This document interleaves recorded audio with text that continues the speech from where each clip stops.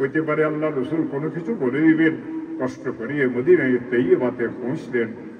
আল্লাহ রসুল সাল্লাল্লাহু আলাইহি ওয়াসাল্লামের কাছে গিয়ে আরজ করলেন, ইয়া রাসূলুল্লাহ, আমার ছেলে, একমাত্র ছেলে সালিমকে কাফেররা অপহরণ করে নিয়ে গেছে। দীর্ঘদিন আমি সালিমের সংবাদ জানি না। ইয়া রাসূলুল্লাহ, আমিও পেরেশান, সালিমের মাও পেরেশান, সারাদিন কান্নাকাটি করে, কোনো কথাতে সে বুঝ মানে না। হে আল্লাহর রসুল, আমরা কি করব? আল্লাহ রসুল বললেন, সালিম আও, তুমি আল্লাহকে বেশি বেশি ভয় করো। সালিমের মাকেও বলো সেও যেন আল্লাহকে বেশি বেশি ভয় করে। ওয়াও, তুমিও বেশি বেশি লা হাওলা ওয়ালা কুওয়াতা ইল্লা বিল্লাহ পড়ো। সালিমের মাকেও বলো সেও যেন বেশি বেশি লা হাওলা ওয়ালা কুওয়াতা ইল্লা বিল্লাহ পড়ে। বাড়িতে চলে আসলেন, স্ত্রীকে ডাকিয়ে বললেন, বিপদের কথা আল্লাহ রসুলকে বলেছিলাম। আল্লাহ রসুল বলেছেন আমিও যেন আল্লাহকে ভয় করি, তুমিও যেন আল্লাহকে ভয় করো। আমিও যেন লা হাওলা পড়ি, তুমিও যেন লা হাওলা পড়ো। দ্বিতীয় রাত্র বা তৃতীয় রাত্রের ঘটনা ছিল। গভীর রাত্রিতে আওফ ইবনে মালিক তাহাজ্জুদের নামাজ পড়ার জন্য উঠছেন। শুনতেছেন বাড়ির বাহিরের ফটকে কে বা কাহারা আওয়াজ দিয়ে বলতেছে, ইফতাহিল বাব, দরজা খুলে দেন, দরজা খুলে দেন। আওফ ইবনে মালিক বলিয়ে উঠলেন, মনে হয় আমার ছেলে সালিম ফিরে আসছে। সালিমের মা কাঁদে আর বলে, আমি তো জানি না কাফির আমার ছেলেটাকে রেখেছে বা মেরে ফেলেছে। আমার ছেলে যদি বাঁচিয়েও থাকে, তাদের বন্দিশালা থেকে কিভাবে আমার ছেলে গভীর রাত্রিতে আসবে? আওফ ইবনে মালিক বললেন, হে আল্লাহর বান্দি, আল্লাহর রহমত থেকে নহে আর সইও না। দ্রুত গতিতে ঘরের দরজা খুললেন, বাহিরের ফটক পর্যন্ত পৌঁছলেন। ফটক খুলিয়ে দেখেন হযরতে সালিম রাদিয়াল্লাহু তাআলা চোখের সামনে দাঁড়ায় রয়েছে। ছেলেকে জড়াই ধরলেন, চিৎকার মারিয়ে কান্না শুরু করলেন। বিপদের সময়েও মানুষ কাঁদে, সুখের সময়েও মানুষ কাঁদে। মুফাসসিরিন লিখেছেন, সুখের সময়ের ওই কান্নার পানি যেটা গালের উপরে দিয়ে গড়ায় পড়ে, ওই পানি হয় ঠান্ডা পানি। দুঃখের সময়ের ওই পানি যেটা গালের উপরে দিয়ে গড়াই পড়ে, ওই পানি হয় গরম পানি। বাপ আর ছেলের কান্না শুনিয়ে মাও চিৎকার মারিয়ে ঘর থেকে বাহির হয়ে আসে। আরে এ তো সালিমের কান্নার আওয়াজ, সালিম আসলো কিভাবে? সালিমকে আসিয়ে মাও জড়াই ধরিয়ে কাঁদে। আওফ ইবনে মালিকের বিশ্বাস হচ্ছে না সালিম এই গভীর রাত্রিতে ফিরিয়ে আসছে। আরো একটা আশ্চর্যজনক ঘটনা, সালিমের ডান পাশে অনেকগুলি বড় বড় উট বসে রয়েছে, সালিমের বাম পাশে অনেকগুলি বকরি বসে রয়েছে। আওফ ইবনে মালিক জিজ্ঞাসা করলেন, সালিম তুমি কিভাবে এসেছ? হযরত সালিম বললেন, বাবা, এই রাত্রটা খুব শীতের রাত্র ছিল। সন্ধ্যা রাত্র থেকে বৃষ্টি শুরু হয়েছিল। রাত্র যত বাড়ে শীত তত বাড়ে, বৃষ্টিও তত বাড়ে, বাতাসও চলতেছিল। আমি একটা খাঁচার মতো ঘরে আবদ্ধ ছিলাম। ওই খাঁচার পিছনে একটা ঝুপড়ি ঘর ছিল। 5-6 জন কাফির পালাক্রমে আমাকে পাহারা দিয়ে রাখতো। আমি জানতাম না কেন তারা আমাকে অপহরণ করেছে। আমাকে তারা কষ্টও দিত না, কিন্তু আমি খাঁচাতে বন্দী ছিলাম। বৃষ্টি যখন বাড়িয়ে গেল, শীতের প্রকোপ যখন বাড়িয়ে গেল, শীত আর বৃষ্টি থেকে বাঁচার জন্য তারা সবাই ওই ঝুপড়ি ঘরে প্রবেশ করল। আমি তো তাদের কয়েদি। আমি বৃষ্টিতে কষ্ট হইল তাদের কি, আর আমার শীতে কষ্ট হইল তাদের কি? তারা যখন ওই ঘরে প্রবেশ করল, আল্লাহ তার কুদরত দেখানো শুরু করলেন। ফাসাল্লাতাল্লাহু আলাইহিমুন নাওমা, ফাসাল্লাতাল্লাহু আলাইহিমুন নাওমা। তারা ওই ঘরে প্রবেশ করলো, আল্লাহ ঘুম তাদের উপরে চাপাই দিলেন। এমনকি কিছুক্ষণ পরে আমি তাদের নাক ঢাকিয়ে ঘুমের শব্দ শুনতে ছিলাম। আমি মনে মনে চিন্তা করলাম, পলায়ন করার এটাই উত্তম সুযোগ। আমি কায়দা করিয়া খাঁচা থেকে বাহির হইলাম, দ্রুত দৌড়ানো শুরু করলাম।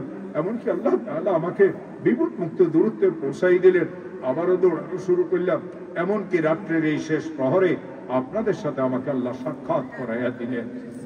আওফ ইবনে মালিক বলেন, সালিম তুমি এসেছো, অনেক খুশি হয়েছি।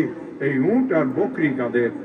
হযরত সালিম বললেন, বাবা, আমি যখন বিপদ মুক্ত দূরত্বে চলে এসেছিলাম, আমি দেখলাম রাস্তার দুই পাশে কাফিরদের উট আর বকরির পাল বসে রয়েছে।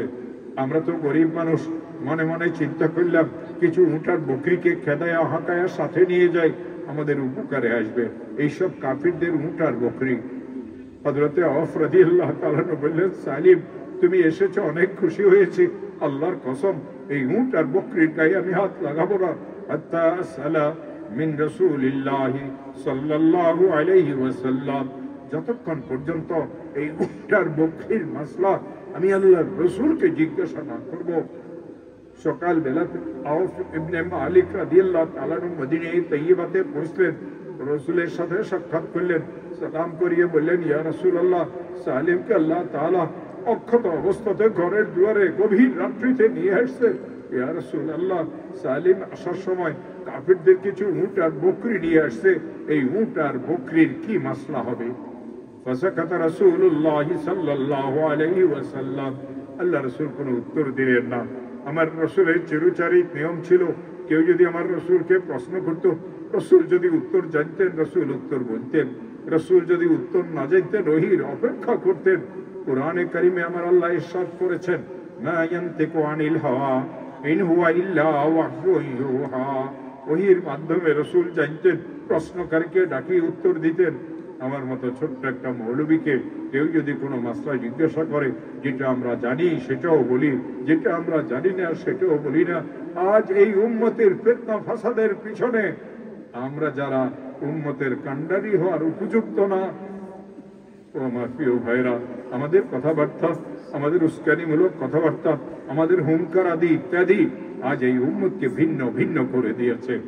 আজ এই উম্মত ভিন্ন হয়ে গেল, তাবলীগের নামে ভিন্ন হইল, ওয়াহাবি সুন্নির নামে ভিন্ন হইল, আরো বিভিন্ন নামে এই উম্মত ভিন্ন হইল। এই ভিন্ন হওয়ার কারণে রসুলের কলিজাতে ছুরি ঢুকলো। যেই রসুল একজন উম্মতকে তৈরি করার জন্য সেরে সেরে রক্ত দিয়েছিলেন, আজ আমার একটা গরম বয়ান এই উম্মতকে বিভক্তির দিকে আগাই নিয়ে গেল। ও আমার প্রিয় ভাইয়েরা, আজ বলতে দুঃখ লাগে, অনেক সময় অনেকেরা এইভাবে আমাদেরকে বলে, হুজুর তো 80 বছর বয়সের বুড়া, হুজুর তো বর্তমান অবস্থা সম্পর্কে কিছুই জানেন না। বর্তমান অবস্থা সম্পর্কে আমরা জানি না তো এইরকম না। এটা সরা, এটা বেশ সরা। একটা হাদিস শুনেন, সারা এই সামনে হাদিস বুঝেন, এরপরে দেখবেন রসুলের এখানে দাদা এখানে তুমি পিছনে যান, সকল বাংলাই বুঝে না, তারা মৌলানা হইলে কি করবি, তুই ওই গন্ডগোল করবি, সামনে রসুল করিম সাল্লাল্লাহু আলাইহি ওয়াসাল্লাম রাস্তা দিয়ে যাচ্ছিলেন, একজন সাহাবীকে দেখলেন, যুবক সাহাবী, গরীব সাহাবী, বেদুইন সাহাবী, তার লুঙ্গিটা টাকনা গিরার নিচে। আরে পায়জামা দরজ কেন, তো পায়জামা খুলুন কথা, আরো কাছে পায়জামা খুললে তো মানুষের তো শ্বশুর বাড়ি দেখি। রসুল পাক সাল্লাল্লাহু আলাইহি ওয়াসাল্লাম ফতোয়া দিলেন না, হাদিস শুনাইলেন না। আমাদের মসজিদে যদি একজন লোক টাকনা গিরার নিচে পায়জামা লুঙ্গি পরিয়ে আসে, সবাই কিন্তু মুফতি হয়ে যান। এই টাকনা গিরার নিচে লুঙ্গি পরছ, হারাম, দোজখে যাবি। ইমাম সাহেবও গরম, বুড়া মুসল্লিরাও গরম, খেদায়া দিতে চায় কে, মসজিদের ভিতরে রাখতে চায় না। ও আমার প্রিয় ভাইরা, আমার রসুল এই হাদিসই চাইতেন, এটা তো রসুলের হাদিস। টাকনা গিরার নিচে কাপড় যদি কেউ পরে, ওই অংশ জাহান্নামে যাবে।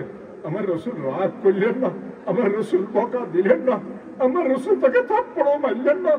আমার রসুল সাল্লাল্লাহু আলাইহি ওয়াসাল্লাম খুব নরম ভাবে একটা কথা বললেন, ও আমার আদরের সাহাবী, ইরফা ইজারাক, তো লুঙ্গিটাকে একটু উপরে উঠাই পড়। ইরফা ইজারাক, তো লুঙ্গিটাকে একটু উপরে উঠাই পড়, দুইটা লাভ হবে। ফাইন্নাহু আনখা ওয়া আবকা, তো লুঙ্গি অনেক দিন টিকবে, আর তোর লুঙ্গির নিচে ময়লা আবর্জনা লাগবে না, নাপাকি লাগবে না। ও আমার প্রিয় ভাইয়েরা, সাহাবী চিন্তা করলেন, আমি তো উঠে রাখাল, বকরির রাখাল, আমার লুঙ্গির ঠিকাও কি, আমার লুঙ্গির পাক পবিত্রতাও কি।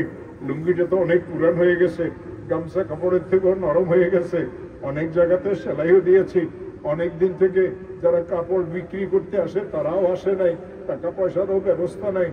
এবার যখন কেউ আসবে তখন লুঙ্গি কিনে নেব। তো সাহাবী সাদাসিধা ভাবে আল্লাহ রসুলকে উত্তর দিলেন, ইয়া রাসূলুল্লাহ, ইন্নাহা বারদাতুন মালহা, ইন্নাহা বারদাতুন মালহা। আল্লাহর রাসূল, আমার এটা তো পচা একটা কাপড়, যে কাপড়টা আমি অনেক কষ্ট করিয়ে পরিধান করি, টাকা পয়সারও ব্যবস্থা নেই, লোকেরা যারা লুঙ্গি বিক্রি করে তারাও আসে নাই, কিনতে পারি নাই। ইয়া রাসূলুল্লাহ, কিছু টাকা পয়সার ব্যবস্থা হয়েছে, এইবার কিন্তু আমি লুঙ্গি কিনেই। এখন আল্লাহ রাসূল সাল্লাল্লাহু আলাইহি ওয়াসাল্লাম রাগ হইলেন না।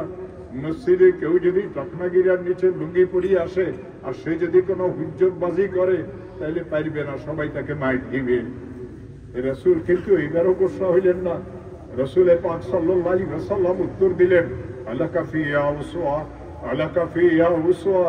ও আমার আদরের সাহাবী, আমি মুহাম্মদুর রাসূলুল্লাহর মধ্যে তোমার জন্য কি কোনো আদর্শ নাই? এবার সাহাবী নিজের দিকে দেখে, আল্লাহ রাসূল সাল্লাল্লাহু আলাইহি ওয়াসাল্লামের লুঙ্গি মোবারক টাকনা গিরার উপরে। সাহাবী নিজের লুঙ্গিকে টাকনা গিরার উপরে উঠায় নেয় আর বলে কি, ওয়াল্লাহি মা লাতামানি ওয়ালা শাতামানি ওয়ালা বরাবানি রাসূলুল্লাহ সাল্লাল্লাহু আলাইহি ওয়াসাল্লাম। আল্লাহর কসম, রাসূল আমাকে মারেনও নাই, রাসূল আমাকে বকাও দেন নাই, রাসূল আমাকে সত্য কথাও বলেন নাই, রাসূল নরম ভাষাতে আমাকে বুঝাই দিয়েছেন। আজ আমরা আলেমেরা এই নরম ভাষাতে আপনাদেরকে বুঝাইতে পারি না। আমাদের বুঝানোর অযোগ্যতার কারণে আজ আপনারা আপোষে মারামারি করেন।